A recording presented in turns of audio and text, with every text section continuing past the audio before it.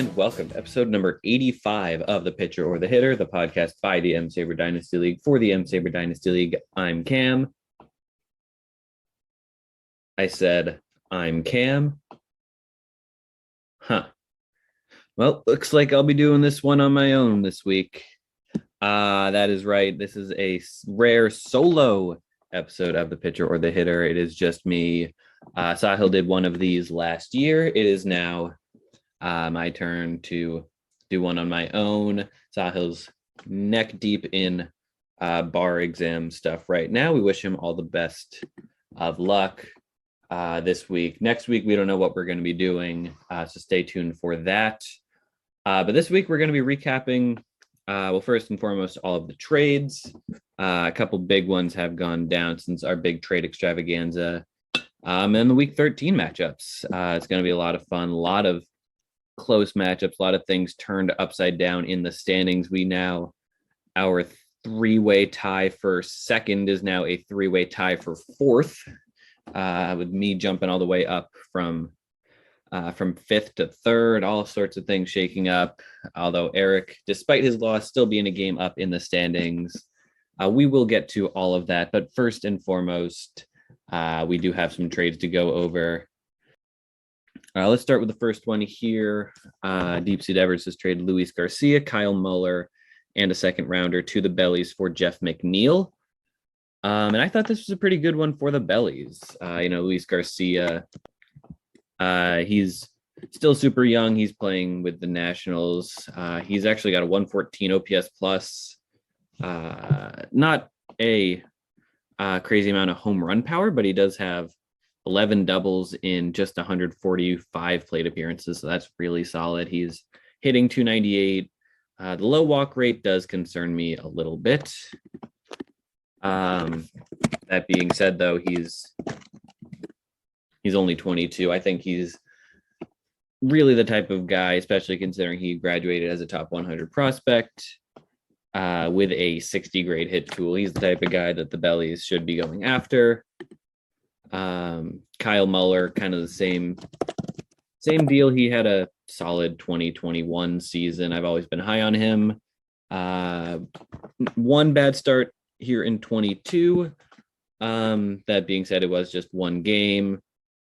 2021, 366 FIP in 8 starts plus a relief appearance. I think he's definitely had the high walk rate, but I think he's a good get. I've always been a little bit high on him.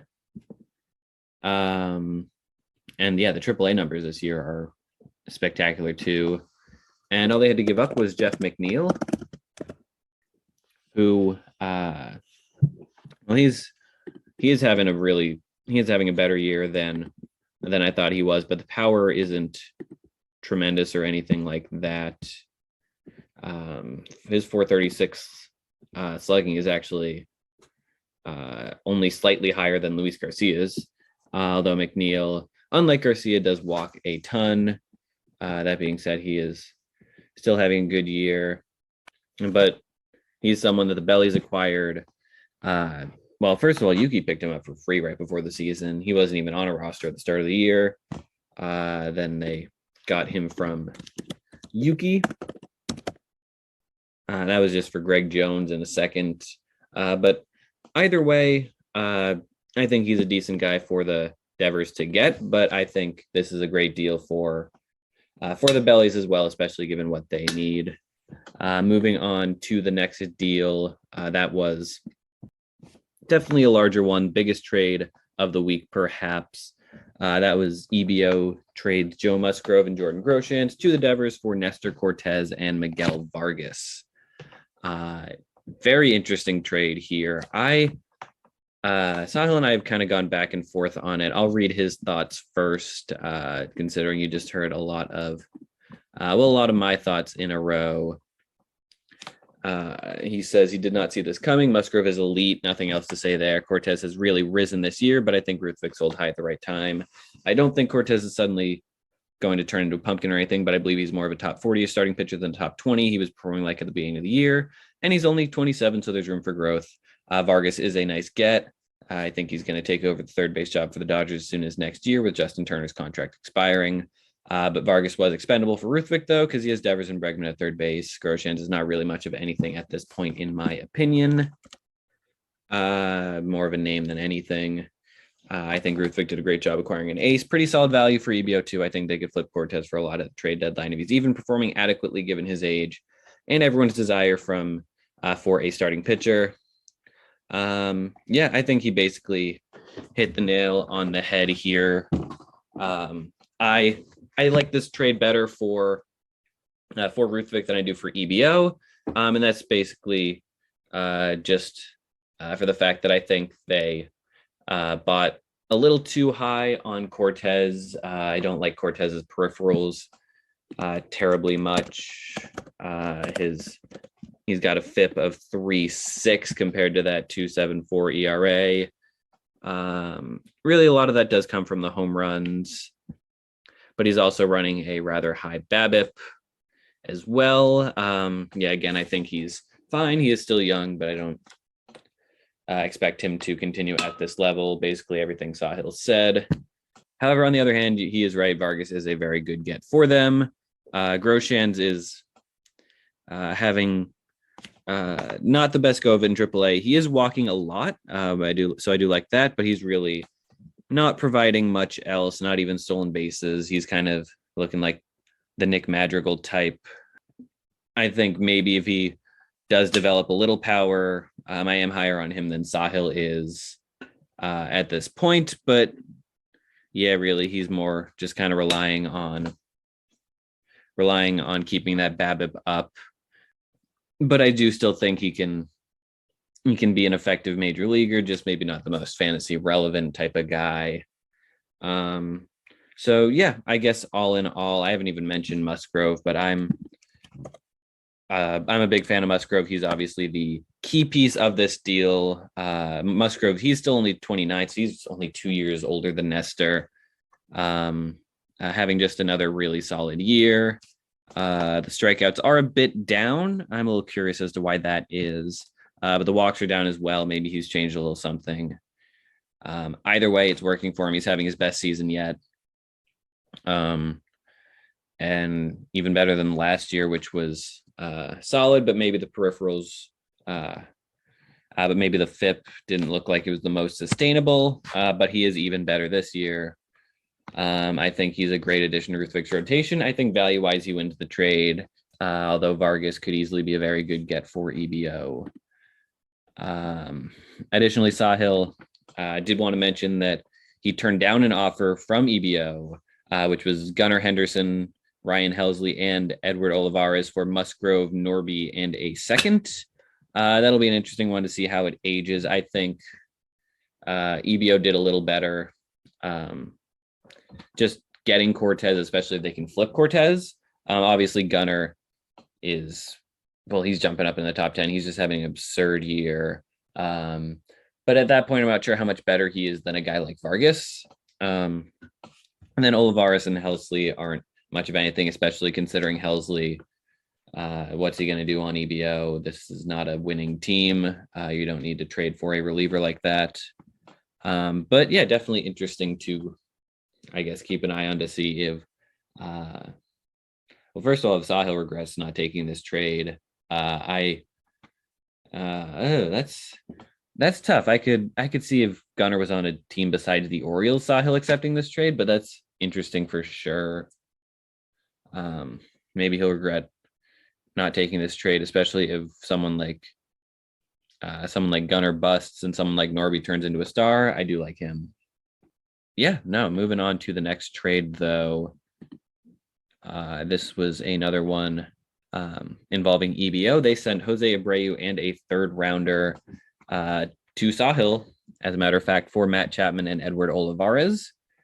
And yeah, this is an interesting one. I'm not sure what EBO is doing with Matt Chapman. He has had kind of a rough year. Some of his peripheral numbers do look a little better.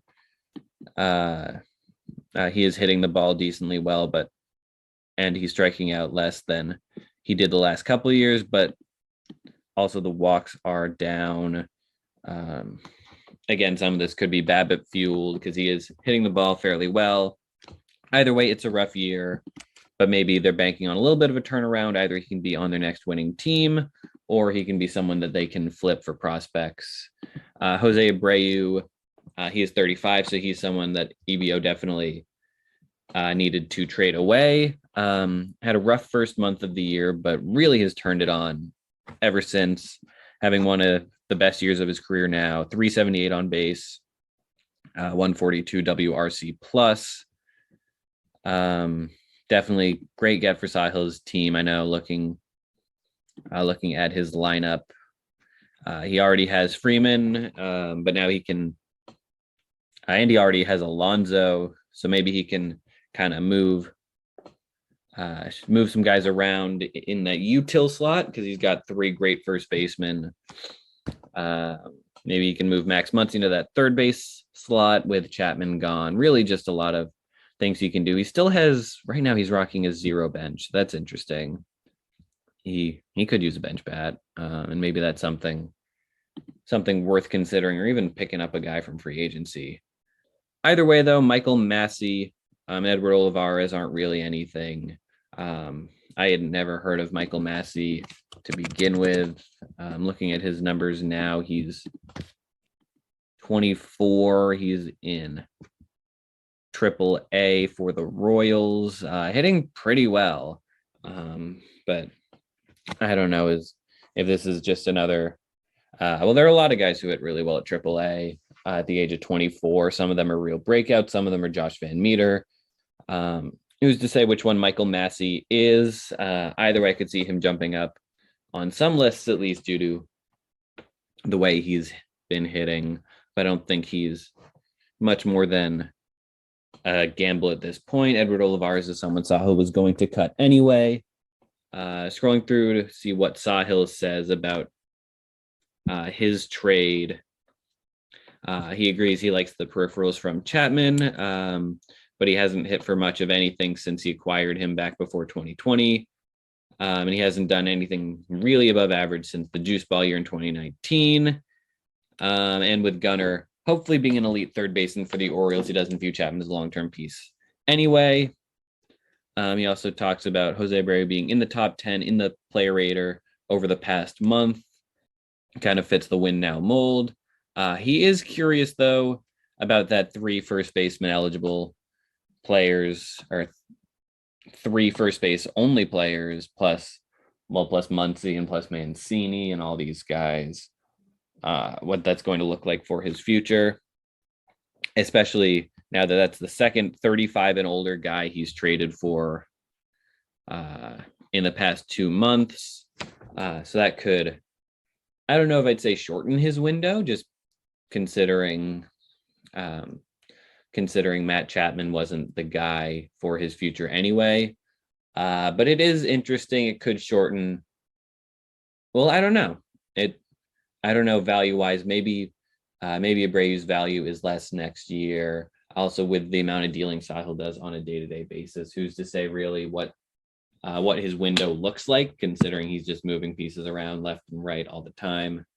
But moving on to the final trade, this is one that came in Monday, the day of recording. And this was yet another EBO trade. They made 3 trades in a row. This time they sent Travis d'Arnaud and Trey Sweeney to the Stanton Stanglers for Erik Haas and Michael Busch.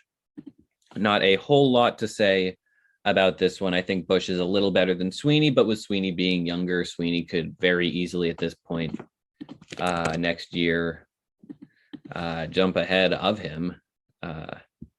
Although he's not having the best season per se. 322 on base in high A. Whereas Michael Busch, on the other hand, he is 24, so he's very close to the majors.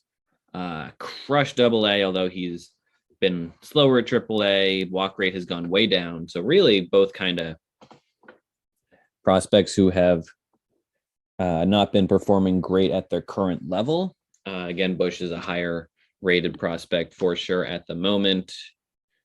Although a little surprising to see Erik trade him away, given he's more of a guy who's going to be up sooner, as opposed to Trey Sweeney, who's going to be a little while.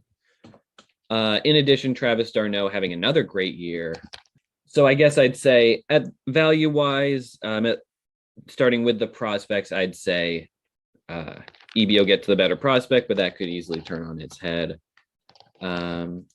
As for the catchers that the two teams have flipped, Travis d'Arnaud is having a great year. He is an all-star, although who's to say? I don't know if he necessarily deserves it over, well, let's say Tyler Stevenson. I was having a much better year. D'Arnaud, let's talk about how ridiculous it is, first of all, that the Braves had two all-star catchers. Sure, they're both fine, but like Tyler Stevenson, come on, deserve to be in over one of them. D'Arnaud is a 119 WRC plus, 317 on base. Been a decent catcher. In the player rater at the moment, he is sixth. So a top six catcher in the league is definitely valuable. But after his poor last season, although that did follow a terrific 2020, I really don't know how to evaluate him. But as a win now piece, definitely good. Eric Haas, on the other hand, he is a Tiger, so that's nice for EBO. He's got a 101 WRC plus. He's hit 7 homers. He's played quite a bit fewer games, only 152 plate appearances compared to d'Arnaud's. What is it, 243? He's been a league average hitter, which is solid for a catcher, but with the 283 on base, I'm not sure how fantasy relevant he is, especially now that he's EBO's only catcher. They do seem to be riding with him, though, which is a little surprising. I did ask Sully if he was interested in acquiring Jonah Heim. He said probably not, because he doesn't really value catcher in general super highly in fantasy. So that's a little bit surprising to hear, especially since I consider Heim a big upgrade. Speaking of which, let's take a look. Let's use that as an opportunity to take a look at Sean Murphy right now. He is still 7th in the player rater among catchers. So he, if you recall, that Sean Murphy condition with Sahil is top 10 for Sean Murphy. If he's top 10 in the player rater, he did dip for a while, but he's having a really hot stretch ever since the start of July, really. And especially the last 4 games, he's on a 4-game hitting streak, scored a few runs. He homered on July the 1st. So he's kind of propelled himself back up to being the number 7 catcher in the league, as opposed to just looking at Heim, who's 9th right now. He's kind of cooled off a little bit, but he is still actually on a 6-game hitting streak. Either way, I could maybe see something going down between me and EBO there, especially with him. I'd consider him an upgrade over Haas for sure. And with Haas being a few years older than Heim as well, Haas is 29 now, which is crazy considering he was just really broke out last year at the age of 28. EBO does have Ivan Herrera and in their minors as catcher. He's got 18 MLB plate appearances. So he's probably more their catcher of the future, but in the meantime, maybe they want someone a little more. All that being said, I like what both teams did here. Erik got the better catcher. EBO got the better prospect. Value-wise, I might have to be forced to go with Erik, just with him being, this deal making a little more sense with his timeline, especially with Haas being a little older. I would give the win to him, but not a bad deal from EBO by any stretch. So those were all of the trades that were made. Definitely fun to break them down. Probably a lot quicker without Sahil being here to break them down, especially his own trade, although I guess he did break it down in a way. But speaking of breaking down, let's break down the matchups And let's start with the biggest upset of the week. And that was EBO, their 7-3-2 victory over Erik. Erik still remains in first place, but he's now only got a 1-game lead. EBO, meanwhile, improves to 3-7-3. Still out of the playoffs by 2.5 games, but maybe creeping up a little bit. But they won this on the back of their pitching. 2.19 ERA, 0.85 WHIP. Erik pitched great too with that 250 and 102, but EBO pitched better, and that made the difference in this matchup. They hit the ball decently well. Erik did not hit the ball well, on the other hand. 31 runs, 30 RBI is not great. That 333 on base is a little bit better than his normal, but not quite enough. 6 thousandths of a point behind EBO. He did steal 9 bases, which was great. But EBO, on the other hand, solid week offensively, 41 runs, 39 ribbies, 21 doubles, one of the top marks of the week. But again, it was that pitching. Really great week from a lot of their guys. Scooble bounced back week after a rough few weeks prior. Joe Musgrove, 7 shutout innings. But I will give the matchup MVP to another pitcher, and that is Spencer Strider, who went 6 shutout with 12 Ks, got that quality start, only walked 2. That really did make all the difference for them. And just being able to win WHIP and ERA, which made this a win in their direction as opposed to just being a tie. I think that mattered a lot. As for Erik, I'm not worried about his team necessarily. I haven't been thrilled by his bats a ton lately. Although most weeks he's been driving in a lot more runs than this. On the whole, I mean, he's 6th in runs scored right now. 3rd in homers is fine. But 6th in runs scored, 10th in on base, some of the more visible numbers. That being said, he drives in a ton of runs. So this week was definitely an outlier there. On the whole, he's 9-2-2, nothing really to worry about, but just kind of a weird one here. EBO played well on a week. Erik had a down week. But moving on now to our next big upset. We had quite a few. The next biggest one probably has to be Anthony beating Ruthvik and Nick 7-3-2. This is one that looked like it could have flipped on the final day, but Anthony held strong, got his 2nd win of the year. This is one he did not pitch very well. Neither team did. But Anthony pitched just well enough to hold on to ERA in a 4.81 versus 4.855. But his hitters really did out-hit Ruthvik, and that made the difference here. 47 runs, 39 ribbies. He, just like Erik, stole 9 bases. And just like EBO, he had a 3.393 on base. That's kind of funny. 1 second. Looking at some more decimal places here. So EBO just slightly by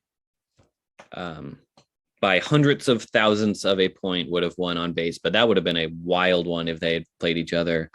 But they didn't, and they both won their matchups, and they both won on base. Ruthvik, on the other hand, is a very doubles-heavy team. He hit 22 this week, but only hit 7 homers. And an on-base percentage below 300 is not going to win you very many matchups. Pitching-wise, both teams did not pitch great. Only 2 quality starts for Anthony. He did have a nice 69 strikeouts. Ruthvik only had 65, but he did have 4 quality starts. Bullpens were decent, but really the ERAs and WHIPs, both in the high 4s for ERA, and 1.2 and 1.3 in WHIP. Matchup MVP, though, has to go to one of Anthony's bats. And he had quite a few good ones. Aaron Hicks. I didn't know Aaron Hicks was still playing, still on the Yankees even. But he had a remarkable week for Anthony. Anthony's added him back on April 7th. Who knew? He went 8 for 19, 522 on base, 3 homers, 6 ribbies. He's got to be the matchup MVP for Anthony. Good job for Hicks. I also hit 3 doubles as well. I'll give a shout out to Ramon Laureano, who had a good week. And on Ruthvik's team, Rafael Devers, another good week, although he has missed the past few games with a back injury. I hope that's not serious. He's been not only Ruthvik's best hitter, but one of the best hitters in the entire league. That would really hurt Ruthvik's chances if he were to go down for an extended period of time. Hopefully he does not. Great week from Gleyber, Torres, and Alex Bregman as well. But let's move on now to the third big upset. And this one also really caused a shakeup in the standings, and that is Jake beating Sahil 8-4. Jake is now comfortably in second. Sahil is now in that big blob that's tied for fourth. Curious to see what the tiebreaker scenario would be there. Either way, they're all in the playoffs as of now. But with Yuki close behind, who knows how much longer that'll last. Jake had a really solid offensive week in a lot of categories. Great power numbers, 19 homers, 53 ribbies. He also scored 47 times. The on-base left something to be desired, but it did almost beat Sahil's. Additionally, Jake had solid ERA and whip numbers, 75 strikeouts, 5 quality starts, and only 9 games started. Definitely one of the best weeks all around from any of the teams in the league. Really showing that he can get a top 2 playoff seed, especially considering he's now beaten me twice. So he's got that tiebreaker over me. I would need to pass him in order to get that 2 seed. He's also beaten Sahil now. And Sahil, on the other hand, definitely didn't play badly. He's had a tough time setting his lineups for sure, getting into the meat of the bar exam. But he did hit 16 doubles. He had 7 quality starts and 5 holds. Overall, not the best week for him, but not a terrible week or anything like that. I'm looking to see if he would have beaten Erik. And yes, he would actually. He would have beaten Erik 6-5-1. So certainly not a bad week for Sahil, but just a great week for Jake. From some of his starters, Blake Snell at a game I was at had 11 strikeouts in just 6 innings, 1 run allowed. Carlos Rodon made a few great starts as well. He had 19 Ks, a quality start. Sandy Alcantara, once again, phenomenal pair of quality starts. Only 14 Ks in 15 innings, though, so a little less than perhaps he's used to. Luis Castillo, great start this week. And that all kind of counterbalances maybe some rough bullpen performances from Raisel Iglesias and Taylor Rogers and Brooks Raley. The bullpen let him down. I guess it didn't let him down because he won ERA comfortably and he won whip by a decent amount. But his starters had a terrific, tremendous week, which you wouldn't be able to tell by that raw ERA number, which looks kind of just fine. His bats, Yordan Alvarez, another great week with 3 homers. MJ Melendez, who is up in his major league roster, also hit 3 homers. And I think I can't really help but giving MVP to Yordan Alvarez again with a runner, with a shout out to some of those pitchers I mentioned. But Alvarez, 8 runs, 3 homers, walked 5 times, 393 on base. Hard to beat. That's his record 4th matchup MVP, now breaking a tie with Aaron Judge. That being Strider and Hicks getting there first, but Yordan Alvarez, just an unstoppable force all season at the plate. But with that in mind, it was announced just recently that he's going on the 10-day IL with right hand inflammation. He missed a little bit of time with that same hand in the middle of June. Looks like this one's putting him on the IL. That is just a huge blow to Jake right now, especially as he plays Conor. Alvarez has just been carrying this lineup, him and Machado. So that could be a rough blow. But either way, he's got that win against Sahil. Moving on now. This one, I'm not sure I would call an upset per se, because the team didn't win, but Alex and Zach came mighty close to a win against Conor. They tied him 6-6. Great week at the plate. Really great back and forth matchup.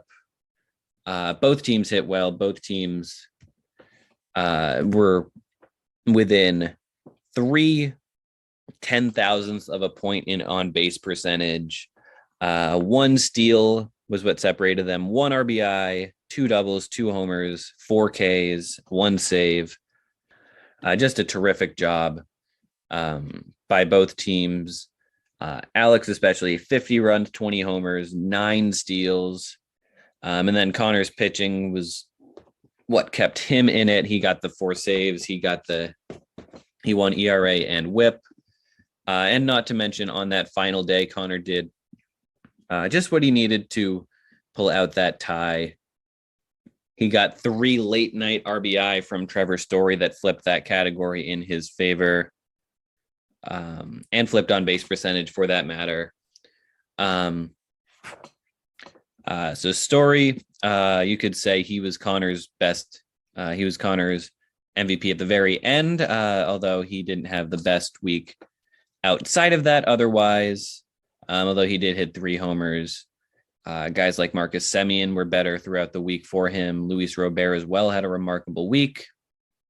But matchup MVP, on the other hand, I want to give it to one of my guys who I guess he was never a former Liam Hendriks experience, but he was a former Danger Moose, and a Cincinnati Red who I've largely given up on, but has been red hot the last 2 weeks. It's Nick Senzel. He homered twice. He had a 478 on base, drove in 5 runs, hit a double, helped out Alex's cause tremendously. Those 2 homers being a difference maker, that on base percentage, nearly flipping it. Shout out as well to Ryan McMahon's 2 steals and Jorge Mateo's 2 steals, although neither of them did a whole lot else to help Alex's team out. As a matter of fact, they both really lowered his on base percentage enough to end up costing him the matchup victory outright. And you can say that Brandon Rogers did the same without the stolen bases to boost the team. But great week for Nick Senzel, great week for Alex, great week for Conor as well, just didn't quite fall his way. Moving on now to the next matchup. We've only got 2 of them left. And let's talk about Yuki versus Andrew. Yuki beat Andrew 7-4-1. Yuki remains just 1 game out of a playoff spot. Could have been half a game if Alex had held on against Conor, but he is 1 game out of that playoff spot. 7-4 win over Andrew. Story of the week, at least on Andrew's end, is all of the Paddocks and the Darvishes, but especially the Paddocks this week for his pitchers. Just some rough luck on that end. Jordan Montgomery, 5 2/3, 2 earned runs. John Gray, technically a Paddock, but it was 5 1/3. Other guys like Michael Pineda and Nick Lodolo got pulled after 5. And then Kyle Wright got pulled after 5 in one of his starts. Just some rough luck there, but he did do enough to win WHIP, and he nearly won ERA. ERA would have made it 6.51. Yuki, on the other hand, really came to hit. 50 runs, 25 doubles, 50 RBI. Great week from his bats. He also saved 7 games, which Yuki's team loves to get saves, but even for him, 7 is a high number. Not quite as high as his 10 from week 12, but still. And I guess on the whole, Yuki nearly won all 6 hitting categories. He was just a steal away from doing that. On the whole, I am afraid of Yuki's lineup. I really am. Guys like Josh Rojas played absurdly well. I think I'm giving him my matchup MVP. He hit a homer. He drove in 8 runs. He had a 538 on base, 2 steals as well to go with that. With an honorable mention to Austin Riley, who hit 3 homers, drove in 8. Although Riley hit 3 doubles, but Josh Rojas hit 5. They also both scored 6 times. Both just had great weeks. Randy Rosarena hit 3 doubles and 2 homers, but didn't provide much in the on-base department. Luis Arraez, another spectacular week out of him. Tyler Stevenson came back from his injury swinging. Overall, though, Yuki's lineup, Yuki can hit. He really can. I could definitely see him trying to wiggle away that playoff spot from Conor. He's got the bellies this week, so looking like it could be an easy win for him. And with Conor squaring off against Jake, you could see those 2 teams tied for the playoff spot by the end of the week. That would be absolutely not something I would have expected to see at the beginning of the year. And really even a few weeks into the year, Yuki started out 1-4-1. And ever since then, he's on a 3-game winning streak. Now he's playing the worst team in the league. Not only is he on a 3-game winning streak, he's 4-0-1 in his last 5. And that one tie is a tie against Erik. So Yuki's the hottest team in the league. I'll declare that right now. Yuki is the hottest team in the league. I do not want to face him right now. Luckily for me, I don't have to face him until the end of August. I know a lot can change between now and then. But Yuki defeats Andrew 7-4-1.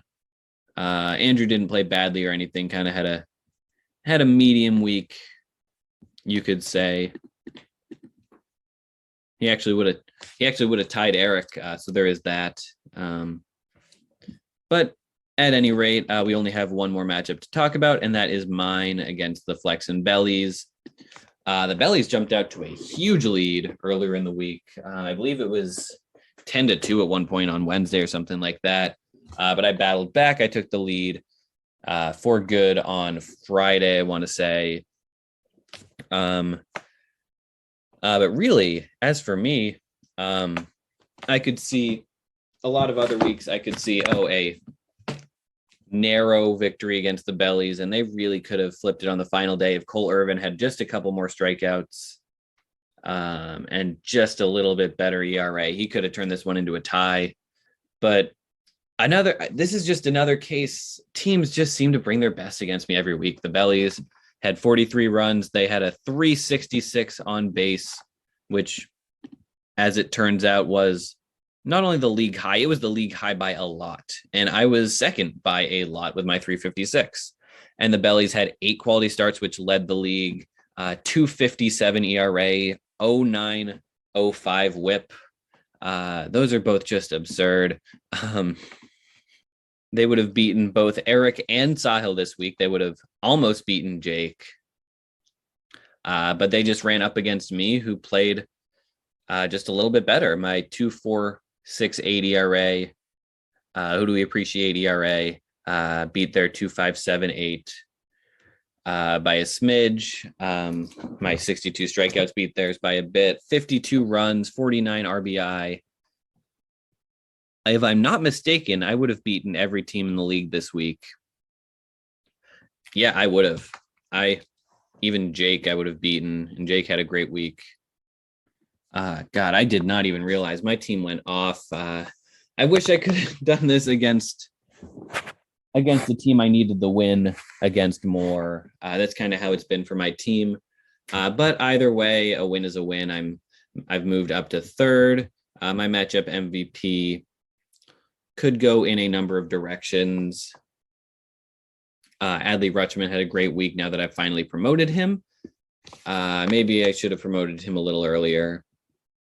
I was having a little bit of difficulty with that roster decision. But either way, there are a few guys. Brendan Nimmo driving in 8. but I am going to give it to Chris Bryant. Chris Bryant, my first ever draft pick. He hit 4 home runs, his first 4 home runs of the season. Now he is out. He's on the paternity list right now. So he will be back.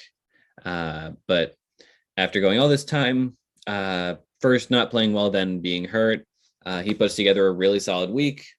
One of the best from anyone in the league, making me happy to have him. On that note, however, that is all of the matchups from week 13. But let's preview week 14. It is the long week. We've got the All-Star break in the middle. Definitely some fun matchups. Matchup to watch, though, clearly has to be me versus Sahil. I wish he could be on here to talk about it with me. Unfortunately, he's a little busy, but this is a matchup of the number 1 and number 2 from last year. Sahil blew me out earlier in the year. I would love to return the favor and blow him out, knock him down even to the 6th seed and even into a tie for the 6th seed if Yuki wins. This race could get a whole lot more interesting. The other matchup worth mentioning, well, really, and first of all, it's worth mentioning that all 6 playoff teams are playing another playoff team this week. Jake is playing Conor, but the other big one is Erik versus Ruthvik. Erik, game up on 2nd place, but if Ruthvik can pull off a win against him, he already has a win against him this year. Just back in week 6, not long ago, he blew the doors off him. So if he could do that again, it's early, but he's winning 6-2-4. That could really shake up the standings and put Erik at a disadvantage. Potentially even keep Erik out of the 1 seed. Who knows? Ruthvik right now is in that blob tied for 4th. But if Ruthvik loses, then he's back down to being tied for Yuki, and he does have the head-to-head advantage over Yuki, but still, this blob is not somewhere you want to be for any of these 3 teams that are in it, especially since they're all playing a good team this week, which brings us to the Pick'em. Good old Pick'em. Sahil won't be here to read the results of last week, but I can do that. We both picked him to beat Jake. He lost. We both picked me to beat the Bellies. I won. We both picked Erik to beat EBO. Erik lost. We both picked Conor. Conor tied. I picked a tie in the Andrew versus Yuki matchup. Sahil picked Andrew. That was a win for Yuki. And we both incorrectly picked Ruthvik and Nick to beat Anthony. Rough week for both of us. We both picked kind of the same results. We both picked badly. But on the whole, I am 39, 16, and 23. He is 40, 21, and 17. That puts me 2 games ahead of him. Either way, he submitted his predictions in the Slack to me. He has me beating him. He has me winning our rematch from earlier in the year. He has Yuki beating Daniel and Matt. He has Andrew beating EBO. Anthony to pull off the victory over Alex and Zach. Conor to pull off the upset against the Jordan list Jake. And Ruthvik and Nick to pull off the upset against Erik. Definitely some bold predictions there. Maybe he's trying to pull ahead of me in the standings because I have him to beat me this week. We both picked each other just like we did in week 4. Hopefully it works out better for me this time. I also have Yuki and Andrew winning, but the next 3 we differ. I have Alex and Zach defeating Anthony. I have Jake pulling off the victory against Conor, and I have Erik beating Ruthvik and Nick to retain his 1st place spot.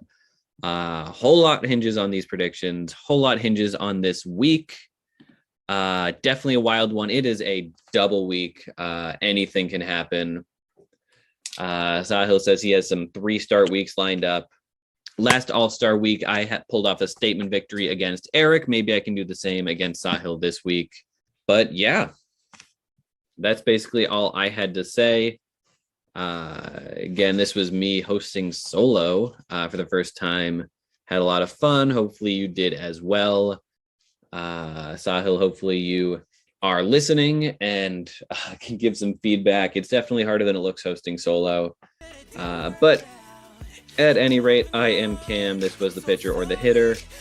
And we will see you when we see you. I'm putting on my shades to cover up my eyes. I'm jumping in my ride. I'm heading out tonight. I'm solo. I'm riding solo. I'm riding solo. I'm riding solo. Solo. I'm feeling like a star. You can't stop my shine. I'm flying cloud nine. My head's in the sky. I'm solo. I'm riding solo. I'm riding solo. I'm riding solo. Solo. Now I'm feeling how I should. This podcast is good.